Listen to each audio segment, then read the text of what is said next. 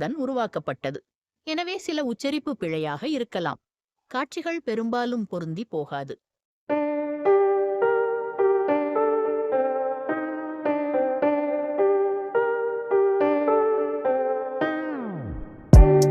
2510 ஆண்டு இது.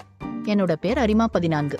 என்னோட பேர் உங்களுக்கு வித்தியாசமா தெரிஞ்சால் நான் ஒரு எந்திர மனிதன் என்பதை நினைவில் கொள்ளுங்கள். நான் ஒரு எந்திர போர் வீரன். என்னை முழுமையான எந்திர மனிதன் என்று நினைத்து விடாதீர்கள். என் மூளை உண்மையானது. என்னோட மெய்யான பெயர் குமரன். நான் இந்திய இராணுவத்தின் காலாட்படையைச் சேர்ந்தவன். 4ஆம் உலகப் போரில் இறுதியில் மிக மோசமாக காயப்பட்டு போனேன். நான் உயிர் பிழைக்க மாட்டேன் என்று அறிந்த இராணுவ அறிவியல் குழுவைச் சேர்ந்த ஆலமர் செல்வன் என்ற மருத்துவமும் பொறியியலும் அறிந்த தக்கார் பட்டம் பெற்ற ஒருவன் என் மூளையை மட்டும் எடுத்து அவன் உருவாக்கி வந்த அரிமா என்ற எந்திர உடலில் பொருத்திவிட்டான். எனக்கு முன்பும் 13 பேரை அரிமா எந்திர உடலில் பொருத்த முயன்று தோல்வியுற்ற அவன் 14வதாக என் மூளையை கச்சிதமாக பொருத்திவிட்டான். என்னுடைய எந்திர உடலை மிக வலுவான புதுவகை மாயஃப்கு என்ற தனிமத்தால் உருவாக்கிவிட்டான். என் எந்திர உடல் ஒரு அணுக்குண்டின் தாக்கத்தால் மட்டுமே சிதைந்து போகும். ஏவுகணைகளால் என் உடலை சிதைக்க முடியாது. என்னுடைய எந்திர உடல் மிகச் சிக்கலான நுண்மையான முறையில் என் மூளையுடன் பொருத்தப்பட்டுள்ளது. என் மூளையில் மூளை கணிப்பொறி என்ற மிக நுண்மையான கருவி பொருத்தப்பட்டுள்ளது. அதன் செயல்பாடுகள் உங்களால் கற்பனை செய்ய முடியாதது. மேலும் அந்த மூளை கணிப்பொறியுடன் ஒரு செயற்கை நுண்ணறிவும் பொருத்தப்பட்டுள்ளது. அதன் பெயர் அருவி. இந்த அருவியை நான் ஒரு பெண்ணாக கருதுவதால் நான் அதை அவள் என்று பெண்பாலில் அழைப்பேன். நீங்கள் அதை பொருட்படுத்த வேண்டாம்.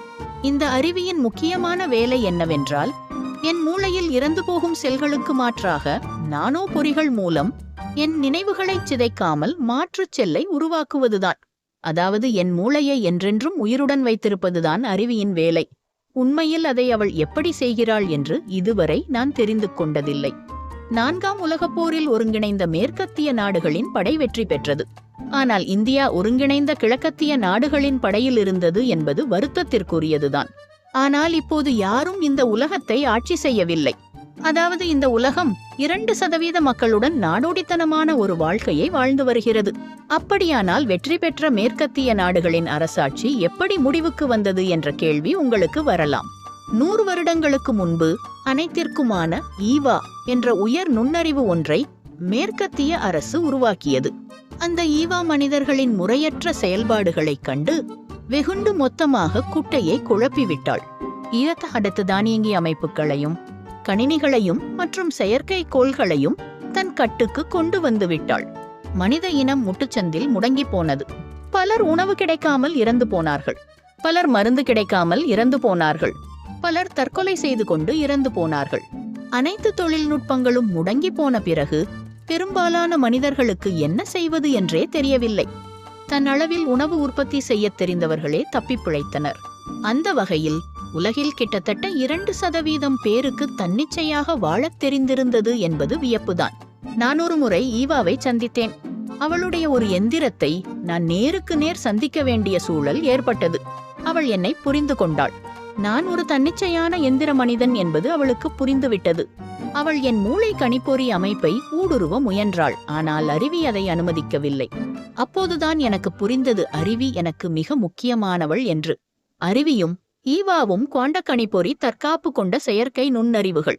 ஈவா மிக மேம்பட்டவள் என்றாலும் என் மூளையை மட்டும் பாதுகாக்கக்கூடிய அருவி தன் எல்லையில் வலிமையானவள். அதனால் ஈவாவால் என்னை கட்டுப்படுத்த முடியவில்லை. என்னை பற்றி தோராயமாக புரிந்து கொண்டிருப்பீர்கள் என்று நினைக்கிறேன். அதாவது நான் ஒரு வகையான 2ம் கெட்டான் எந்திர மனிதன். ஆற்றில் நீரோட்டம் வலுவாக இருந்தது. அந்த நீரோட்டத்தை மீறி குறுக்காக மிக லாவகமாக அரிமா அந்த ஆற்றை கடந்து சென்றான். மனித நடமாட்டம் இருக்கும் இடத்தை தேடித்தான் அவன் போய்க் கொண்டிருக்கிறான். ஆற்றை கடந்து மரங்கள் அடர்ந்த பகுதியில் இருந்த ஒற்றையடி பாதையில் நடக்க ஆரம்பித்தான் அரிமா. காட்டுப்பூக்களும் அதில் தேன் எடுக்கும் தேனீக்களும் அரிமாவின் எந்திர பார்வைக்கு உயிர்ப்பை கொடுத்தன. வண்ணத்துப் பூச்சிகளும் தும்பிகளும் மிக அடர்த்தியாக பறந்து கொண்டிருந்தன. சில மணிப்புறாக்கள் மரக்கிளைகளில் அமர்ந்து ஏதோ பேசிக் கொண்டிருந்தன. ஒரு பெரிய மலைத்தேன் கூடு ஆலமரத்தின் கிளை ஒன்றில் தொங்கிக் கொண்டிருந்தது.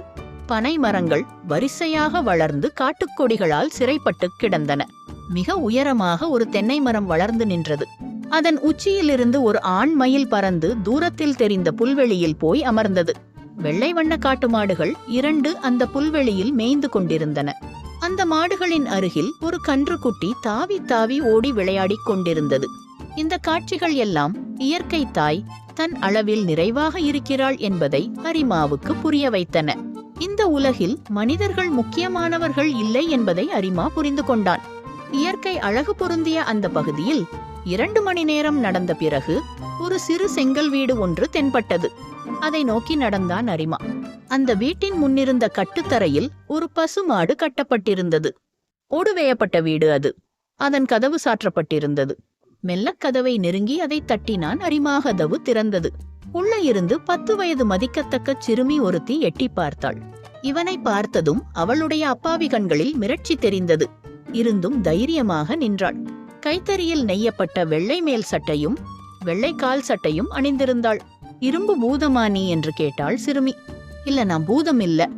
வீட்டில யாரும் இல்லையா என்று கேட்டான் அரிமா. என்னோட அம்மா வேலைக்கு போயிருக்கு.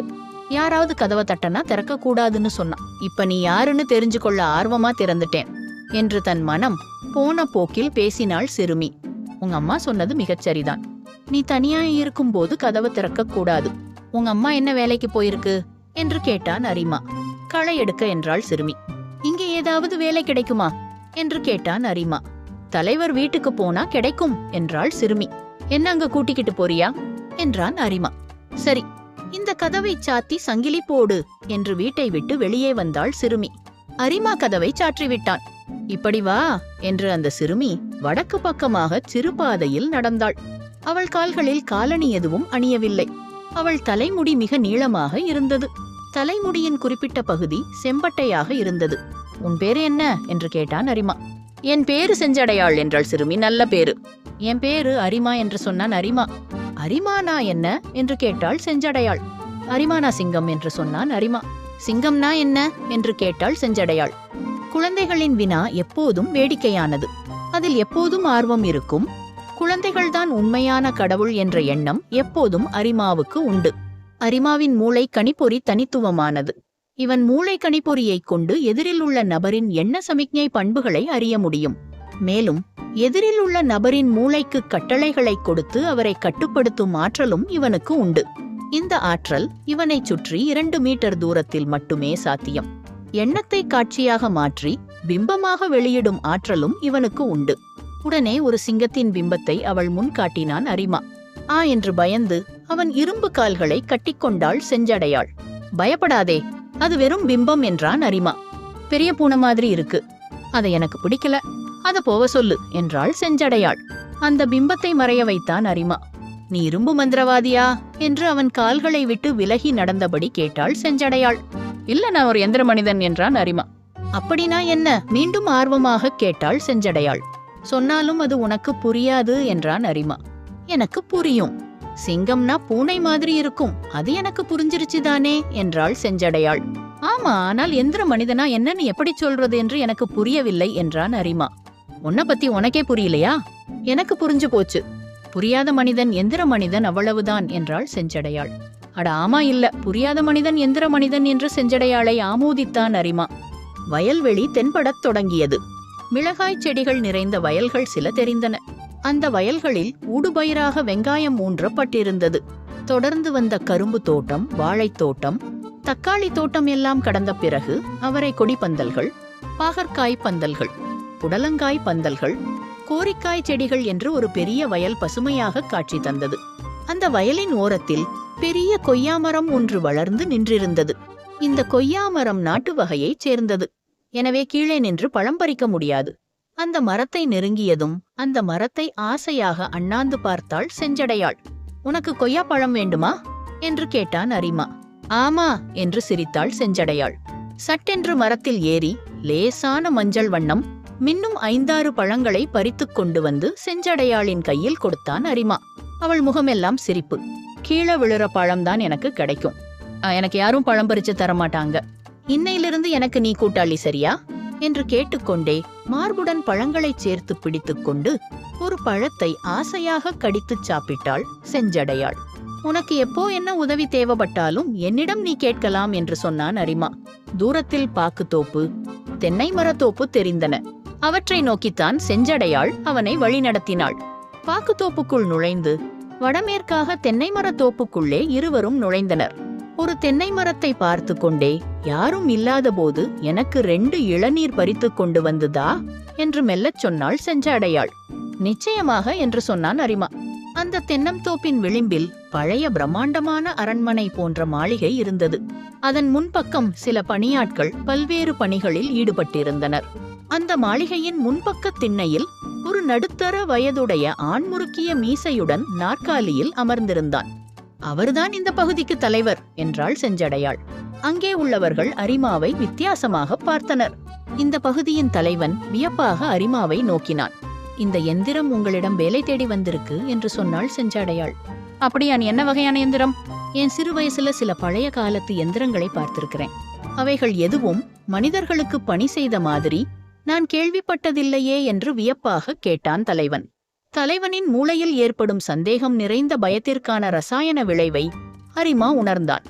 தலைவரே, நான் காவல் பணிக்கு பயன்படும் எந்திரம். நான் பல மக்கள் கூட்டத்திற்கு காவல் பணி செய்திருக்கிறேன். நீங்கள் உங்கள் மக்கள் கூட்டத்திற்கான காவல் பணியில் என்னை பயன்படுத்திக் கொள்ளலாம் என்று சொன்னான் அரிமா. உன்னை எப்படி நம்புறது? நீ மோசமான கொள்ளை கூட்டத்திற்காக வேவு பார்க்க கூட வந்திருக்கலாமே என்று சந்தேகத்துடன் கேட்டான் தலைவன். நான் ஒரு எந்திரம். நான் நயவஞ்சகமாக செயல்பட முடியாது. ஏனெனில் எனக்கு வலி கிடையாது. என் அழிவை குறித்த அச்சமும் கிடையாது என்று சொன்னான் அரிமா. அரிமாவின் இந்த வாதம் தலைவனுக்கு கொஞ்சம் நிம்மதியை கொடுத்தது. உனக்கு சம்பளமாக என்ன வேண்டும் என்று கேட்டான் தலைவன்.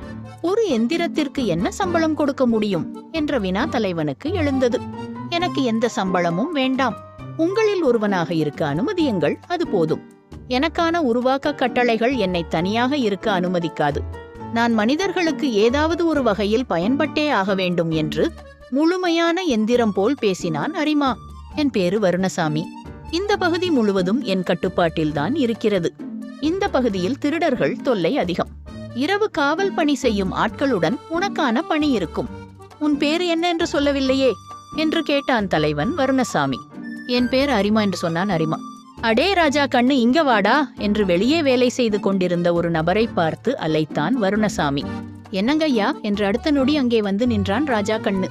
இந்த எந்திரத்தை காவல்காரர்கள் இருக்கும் அணைக்கட்டு கோட்டைக்கு கூட்டிக்கிட்டு போ. அங்க ரவிச்சந்திரனிடம் பொழுது காவலுக்கு இந்த எந்திரத்தையும் சேர்த்து கொள்ளச் சொல் என்று ராஜா கண்ணுக்கு கட்டளை கொடுத்தான் வருணசாமி. சரிங்கய்யா என்று ராஜா கண்ணு முன்னே நடந்தான். அவனைத் தொடர்ந்து அரிமாவும் போக வேண்டும். அதற்கு முன் செஞ்சடையாளை பார்த்து நட்பாக டாடா காட்டினான் அரிமா. அவளும் இவனுக்கு டாடா காட்டினாள்.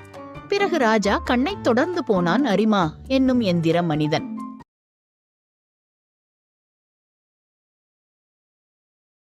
அணைக்கட்டு கோட்டை பிரம்மாண்டமான பழைய கட்டிடம். இந்த கோட்டைக்கு பின் பக்கமாகத்தான் அந்த பிரம்மாண்டமான அணைக்கட்டு இருந்தது. 4ஆம் உலகப் போருக்கு முந்தைய அணைக்கட்டு அது. இந்த பகுதியின் நீர் தேவையை பூர்த்தி செய்வது அந்த அணைக்கட்டுதான். இந்த கோட்டையில் 70 காவல்காரர்கள் இருந்தனர். ரவிச்சந்திரன் இவர்கள் எல்லோருக்கும் தலைவன். அரிமா காவல் பணிக்குச் சேர்ந்து 1 வருடத்திற்கு மேல் ஆகியிருந்தது. இந்த 1 வருடத்தில் 3 திருடர்கள் பிடிபட்டு கொல்லப்பட்டனர். இதுவரை அரிமா காவல் இருக்கும் பகுதிக்கு ஒரு திருடனும் வந்ததில்லை. அரிமா அவ்வப்போது செஞ்சடையாளை பார்க்கப் போவான். இந்த வழக்கத்தால் இவன் போக்கு மனித நடத்தையுடன் ஒத்துப்போவதாக சில காவல்காரர்கள் சந்தேகித்தனர். மேலும் அரிமா சில நேரங்களில் தூங்குவதை சிலர் கவனித்துள்ளனர். அரிமா கொஞ்சம் வித்தியாசமான எந்திரம் என்ற வதந்தி அந்த பகுதியில் பரவலாக இருந்தது. இந்த வதந்திகளை குறித்து அரிமா கவலைப்படவில்லை. அரிமாவுக்கு செஞ்சடையாள் மீது தனி அன்பு உருவாகிவிட்டது. அரிமா தனிப்பட்ட முறையில் சம்பளம் ஏதும் வாங்காவிட்டாலும் அவ்வப்போது பட்டு ஆடைகள், உணவு பண்டங்களை ரவிச்சந்திரனிடம் கேட்டு வாங்கி செஞ்சடையாளுக்கு கொடுத்து வந்தான். செஞ்சடையாளின் அம்மா ஒரு எந்திரத்துடன் தன் மகள் நட்பு பாராட்டுவதை பெரிதாக விரும்பவில்லை என்றாலும் அந்த இரும்பு சட்டி தலையனுடன் உனக்கு என்னடி தாயே நட்பு என்று கேள்வி கேட்பதோடு நிறுத்திக் கொண்டாள். அரிமாவுக்கு செஞ்சடையாள் ஒரு அப்பாவின் இடத்தை கொடுத்திருந்தாள். தினமும் பகல் நேரங்களில் அரிமா செஞ்சடையாளை ஒரு முறையாவது சந்தித்து விடுவான். அரிமாவுக்கு தினமும் எந்த இடத்திற்கு காவல் போக வேண்டும் என்ற கட்டளை மட்டும் கொடுக்கப்படும். மற்றபடி எந்த காவல்காரனும் அரிமாவுடன் நட்பை ஏற்படுத்திக் கொள்ளவில்லை. அரிமாவுக்கும் ஒரு மக்கள் கூட்டத்துடன் இருக்கிறோம் என்ற எண்ணமே நிறைவானதாக இருந்தது. மேலும் இவன் அக்கறைப்பட செஞ்சடையாள் இருந்ததால் மற்றவர்களின் நட்பை குறித்து இவன் எந்த அக்கறையும் கொள்ளவில்லை. ஒருமுறை கோட்டையின் பின்புறம் அணைக்கட்டை பார்த்தபடி கதிரவனின் அந்திவெயிலை ரசித்தபடி அமர்ந்திருந்தான் அரிமா. அப்போது அவன் அருகில் 2 காவல்காரர்கள் பேசிக்கொண்டு போனார்கள். ஏண்டா கிரி, அந்த புள்ளைய கொண்டு போட்டேடா என்று ஒரு காவல்காரன் கேட்டான். என் வேகத்தை அவளால தாக்குப்பிடிக்க முடியல, அதுக்கு நான் என்ன பண்றது? அடுத்த வாரம் பண்டமாற்றுக்கு போகும்போது புதிய பெண்களை கொண்டு வருவாங்க, அதுல இவளை விட அழகிகள் எல்லாம் வருவாங்கடா, விடுடா கவலையை என்று கேவலமாக சிரித்தான் கிரி என்பவன். இந்த பேச்சை கேட்ட அரிமா முதல் முறையாக இவர்கள் பேசிக்கொண்டு போகும் விஷயத்திற்கு என்ன அர்த்தம் என்று தெரிந்து கொள்ள பிரியப்பட்டான். ஆனால் யார்கிடம் எப்படி கேட்பது என்று தெரியல.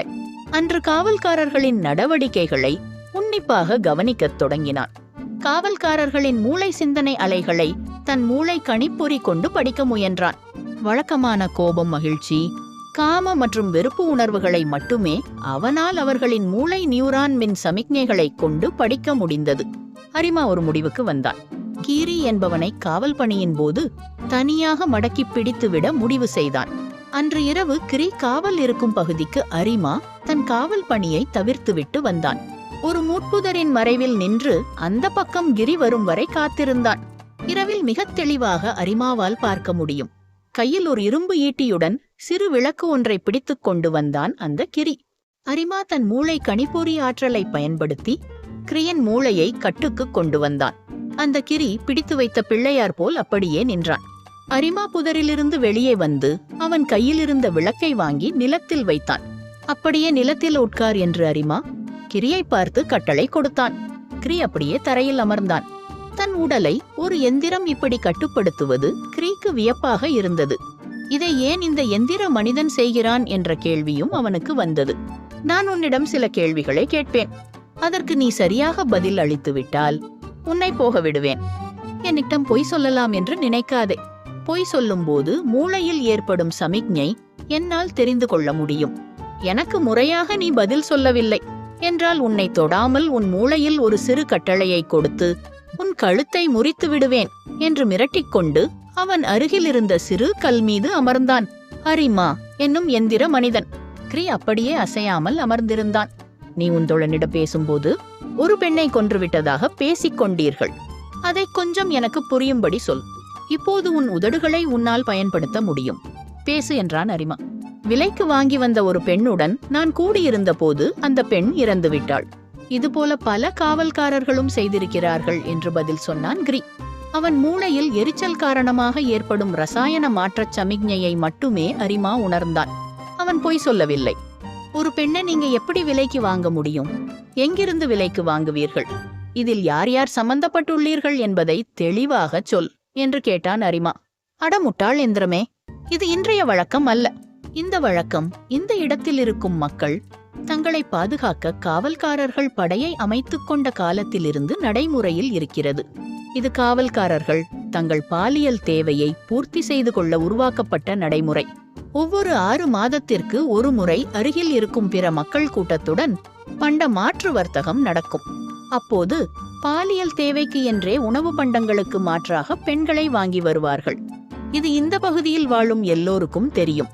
பெண்களை வாங்கவே குறிப்பிட்ட அளவு உணவு பண்ட மாற்றாக ஒதுக்கப்படும். அதை ஒதுக்குவது தலைவர் வருணசாமி. எத்தனை பெண்கள் தேவை என்று கணக்கு கொடுப்பது காவல்காரர்கள் தலைவன் ரவிச்சந்திரன் என்று எரிச்சல் சமிக்ஞை மூளையில் தெரிக்க பதில் சொன்னான் கிரி. இதை அரிமா எதிர்பார்க்கவில்லை. மனிதர்கள் மீது இவன் வைத்திருந்த கொஞ்ச நம்பிக்கையிலும் பெரிய ஓட்டை விழுந்தது போல் உணர்ந்தான். இவன் இராணுவத்தில் குமரனாக இருந்த காலத்தில் நடந்த மற்றும் கேள்விப்பட்ட பாலியல் அத்துமீறல்கள் நினைவுக்கு வந்தன. அப்போது அவற்றை அவன் பெரிதாக எடுத்துக்கொண்டதில்லை. ஏனெனில் அவன் மனித உடலில் இருந்தான். ஆனால் இன்று இவன் ஏதோ ஒரு நெருடலை உணர்ந்தான். இராணுவத்தில் இருந்தபோது இவன் ஒரு பணிப்பெண்ணின் பின்பக்கத்தில் தட்டியது நினைவுக்கு வந்தது. அந்த பெண் சங்கடத்துடன் நடந்து சென்றதும் நினைவுக்கு வந்தது. திரைப்படங்களில் மிக எளிதாக கதாநாயகர்கள் பெண்களிடம் அத்துமீறி நடனமாடும் காட்சிகள் நினைவுக்கு வந்தன. அரிமா தன்னை ஒரு குற்றவாளி போல் உணர்ந்தான். நீங்கள் விலைக்கு வாங்கிய பெண்கள் எல்லோரையும் எங்கே வைத்திருக்கிறீர்கள் என்று கேட்டான் அரிமா. அதையெல்லாம் தெரிஞ்சுக்கிட்டு என்ன செய்ய போற? நீ வெறும் எந்திரம். உனக்கு மனித உணர்ச்சிகள் புரியாது என்று சொன்னான் கிரி. நான் முழுமையாக எந்திரன் அல்லன். என்னுடைய மூளை உண்மையானது. நான் எந்திரமாகும் முன்பு மனிதனாக இருந்தவன் என்று வேகமாக பதில் சொன்னான் அரிமா. கீரியின் மூளையில் பயத்திற்கான சமிக்ஞைகளை உணர்ந்தான் அரிமா. பெண்ணின் அனுமதியுடன் அந்த பெண்ணை நெருங்குவதற்கும் அடிமையாக கொண்டு வந்து ஒரு பெண்ணை பயன்படுத்துவதற்கும் வித்தியாசம் இருக்கிறது. அது மட்டுமல்ல, நீ ஒரு பெண் சாக காரணமாக இருந்திருக்கிறாய் என்று ஒரு வகையான குழப்பம் நிறைந்த பார்வையில் பேசினான் அரிமா. அரிமா, பொறு என்று அருவியின் குரல் அரிமாவின் மூளையில் கேட்டது. ஆனால் அரிமா கிரியின் மூளைக்கு கழுத்தை முறிக்கும் கட்டளையை கொடுத்தான். கிரி கழுத்தை திருகிக் கொண்டு மூக்கில் குருதி சொட்ட பிணமாக மண்ணில் சாய்ந்தான். நீ என்ன செய்யப் போகிறாய்? நீ எல்லோரையும் கொல்லப் போகிறாயா? இங்கே இருக்கும் எல்லா மக்கள் கூட்டமும் இப்படிதான் இருக்கப் போகிறது. மக்களாட்சி காலத்திலேயே அரசியல் தலைவர்கள், ஆட்சியாளர்கள், அதிகாரிகள் இதைவிட கேவலமான செயல்களை நல்லது செய்வது போல் பேசிக்கொண்டே செய்தனர். படிக்காதவர்களிடம் இருந்த அறம் கூட படித்தவர்களிடம் இருந்ததில்லை. மக்களாட்சி காலமே அந்த அளவுக்கு மோசமென்றால் இந்த நாடோடி காலத்தில் மனிதர்களிடம் நீ எதை எதிர்பார்க்கிறாய் என்று அருவி அரிமாவிடம் பேசினாள். என் மூளையின் சிந்தனை இந்த விஷயத்தை நோண்டி பார்க்கச் சொல்கிறது என்று சொன்னான் அரிமா. எப்போதும் எல்லா இடங்களிலும் பிழைகள் இருந்து கொண்டே இருக்கிறது. ஈவா ஏன் மனித இனத்தை முடக்கி போட்டாள் என்று இப்போது புரிகிறதா? உன் பார்வைக்கு பிழை தெரியக்கூடாது என்று நீ நினைத்தால் எஞ்சிய மனிதர்கள் எல்லோரையும் நீ கொல்ல வேண்டும். அதோடு மனித இனம் முடிவுக்கு வந்துவிடும் என்றாள் அருவி. அருவிக்கு எந்த பதிலையும் சொல்லாமல் சிறிது நேரம் அமைதியாக இருந்தான் அரிமா. வானத்தில் மேகங்கள் திரண்டு கொண்டிருந்தன. அருவியிடம் கேட்டான் அரிமா, நான் இப்போது என்னதான் செய்யட்டும்? இந்த கூட்டத்தை விட்டு விலகிப்போ, அது ஒன்றுதான் வழி என்று சொன்னாள் அருவி. அப்போது வானத்தில் மின்னல் அடிக்க ஆரம்பித்தது. செஞ்சடையாளை ஒருமுறை நினைத்து பார்த்து கொண்டான் அரிமா. மெல்லக்காற்று வீசத் தொடங்கியது. இடிசத்தம் கேட்கத் தொடங்கியது. வடக்கே இருந்து வரும் காற்றுடன் தூறல் விழத் தொடங்கியது. அரிமா என்னும் இந்த எந்திர மனிதன் காற்றுடன் வரும் மழையை இருட்டின் தோழமையுடன் ஊடுருவி நடந்தான். அதிகாலை வேளையில் அந்த பகுதியை விட்டு வெகு தூரம் வந்திருந்தான். அவன் எந்திர உடலில் மழையின் ஈரம் அப்படியே இருந்தது. கிழக்கே எழும் கதிரவனின் செங்கமங்கலான வெளிச்சம் தெரியத் தொடங்கியது. புதிய மக்கள் கூட்டத்தை தேடி நடந்தான் அரிமா. அரிமா 14 முதல் கதை முடிவடைகிறது.